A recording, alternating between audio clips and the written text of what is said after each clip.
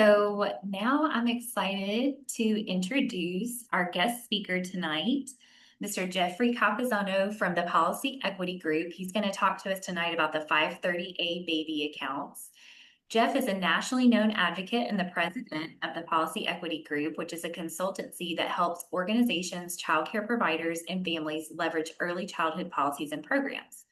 Prior to founding his firm, he was a senior policy advisor for early childhood in the Obama administration, where he helped administer over $16 billion in federal early childhood programs by providing policy guidance to the Office of Head Start and the Office of Child Care at the U.S. Department of Health and Human Services.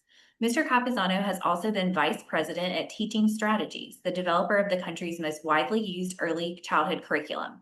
He started his career at the Urban Institute, a prominent Washington, D.C. based think tank, where he conducted research in the areas of early childhood and K-12 education policy.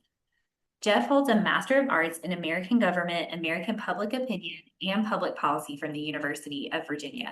And we're grateful to you joining us tonight from D.C. Okay, so Malcolm, I think if you stop sharing, then Jeff will be able to. All right, can everybody see my screen? See, I can make it awesome. Well, thank you, Callie. Thank you, Joy. Thanks everybody for having me. Wanted to talk just for a few minutes about Trump accounts, which is a kind of an interesting initiative that came out of the reconciliation bill last year. I'm going to talk through these pretty quickly, but I'm going to make sure that Callie has the slides, and I've already sent her two other resources that summarize this information so that you can have it to pass out to other organizations or to families who might be interested in sort of accessing the Trump accounts.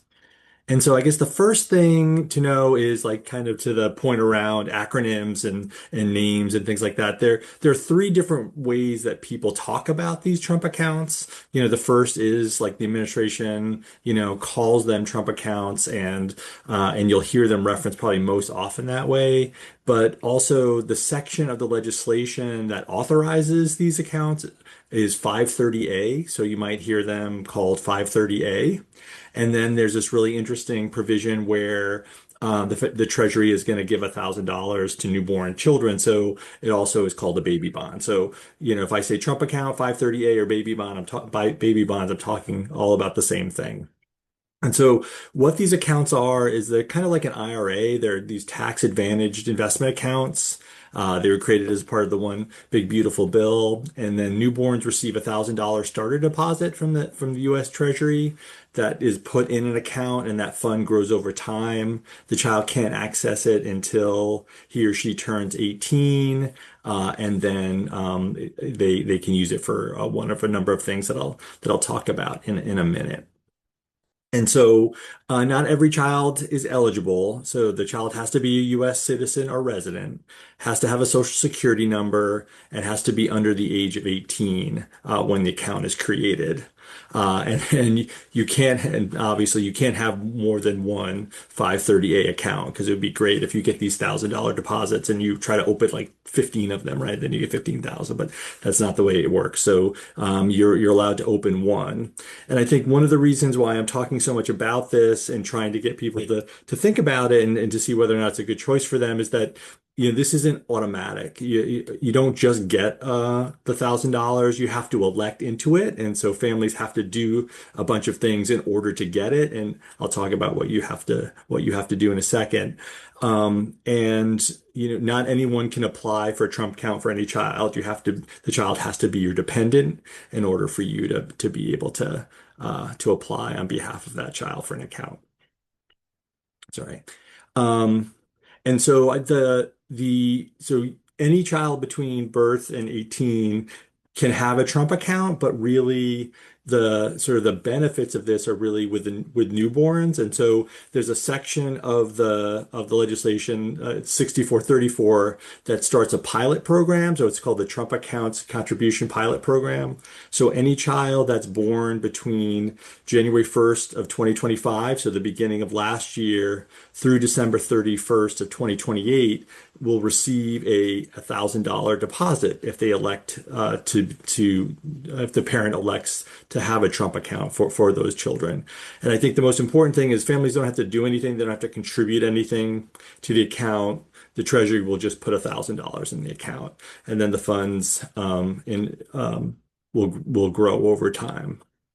And so, and if you look kind of at the table at the bottom, that's even that $1,000 contribution with no other additional contributions added. When the child turns 18, it's most likely going to be of a value of around $6,000. And then the longer that that money stays in, this sort of miracle of compounding interest, the amount goes up quite a bit if you hold it, through sort of, retirement and things like that. And so when the child turns 18,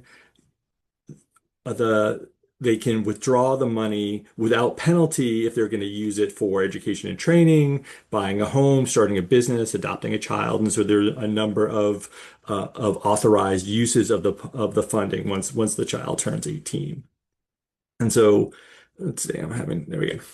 And then you don't have to do anything when so you can contribute to the Trump account as a parent, and other individuals and organizations can contribute. States and localities can contribute if they establish a baby bond legislation. DC has legislation, and New Mexico has legislation. So these accounts can be like the vehicle by which the states and localities kind of can contribute to the accounts. Nonprofits can contribute. And then employers can contribute $2,500 annually, and it's not counted against employee income. Employers can set up like an account where employees can contribute up to $2,500 tax-free or pre-tax. And then there can be other contributions from philanthropists. And I think I'll talk about this in a second, but there was a big summit here in DC called the Trump Account Summit, where pretty much every high net worth person in the country came to talk about Trump accounts with the president. And these high net worth individuals love this account. So they called it an investment in capitalism. And so you see a lot of these high net worth individuals pledging contributions to this because they want children to sort of understand the stock market and see how investments can grow. And so so I think one of the things to think about is that so any child that's born in 25, 26, 27, and 28 will get this $1,000 deposit if they elect to be if the parent elects the child to be into the Trump account. So the question is like, if the child was born before 2025, like, does it make any sense to start an account? And the answer is yes, if they're under 10, because the Dell families pledged 6.5 billion to these accounts. So children will get a $250 deposit from the Dells. There might be more high net worth individuals that want to do the same sort of thing, and so you need to have an account opened in order to receive the contributions. And so any child under the age of 10 in a zip code with a median income that's below 150% of poverty will get a contribution from the Dells. And so additional pledges might follow, and you have to have an account open in order for these things to happen. And so you don't have to contribute anything. You can just open it. For your newborn, you want to do it for the $1,000, and for older kids, you might want to do it in case there's opportunities for philanthropists to sort of contribute. And then there are two ways to sign up for this. I know we have the April 15th is coming up, like the tax filing deadline. And so one of the ways that you can do it, if you're a late filer like me, and you haven't filed yet, is that there's a tax form 4547 that you fill out when you're doing your taxes. And sort of this is what the form looks like. And so essentially you put in sort of your information. This is there's no new information really that you wouldn't have put earlier on in the tax form, but here's your information and then your child's information. And then the thing that you have to do down here is make sure that you're checking the fact that you want the pilot contribution if the child is eligible. So that's one way to do it. I know a number of you hopefully are early filers and you've already sort of filed your taxes. So the other way you would do it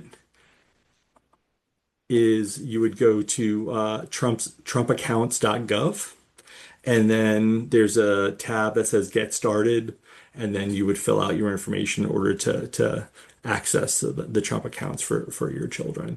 So it's either through the tax forms if you haven't filed yet, or if you have, you would do this. And so there you want to get these all set up. The first contributions to the accounts won't occur until after July 4th. That was kind of a specification of the legislation. It's exactly 1 year after the legislation was passed. Let's see. And then I got a question when Callie was on the presentation with me from the forum, and one of the questions was about like how does this differ or vary from other types of savings accounts, particularly the 529 plans? And Forbes did a really interesting article comparing all the different ways you can save for children. And so I just wanted to include this in the presentation. I won't go over the whole thing, but essentially the difference between the Trump accounts and the 529s is that the 529s are only for education savings, and then the Trump accounts sort of are more flexible for kids, but the tax benefits of 529s are better than the tax benefits of the Trump accounts. So if you have a newborn child, it's a no-brainer. You open it, you get the $1,000. But if if you want to think about how you might contribute to your child's savings, you want to really think about how the money can be used and sort of the tax implications. And so, that's something that you want to talk about with someone who knows more about sort of financial planning, but I wanted to share that. And then, just important to know that, Trump accounts are, they're tax deferred, but they're not tax free. So you'll have to pay on withdrawals. That's kind of was in the table. And then if you try to use the money when the child turns 18 for something other than college or starting a business, things that they would call sort of general consumption, there would be a 10% penalty on it. So the money has to be used for some of these what they call start of life expenses, so college, adopting a child, things like that. And then there were no contributions until after July 4th. And I think that's basically. Oh yeah, and then just a lot of people are signing up for this. There was a press release that came out of the IRS on the 31st of March, which was last week, and the count is about 4 million children have signed up, and about 1 million so far have claimed the $1,000 contribution, the pilot contribution. That happens.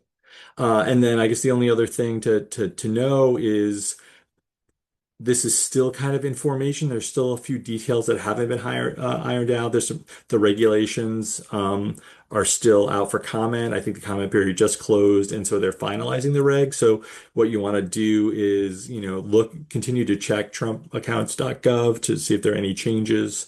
But this presentation kind of reflects what the current information and what we know so far.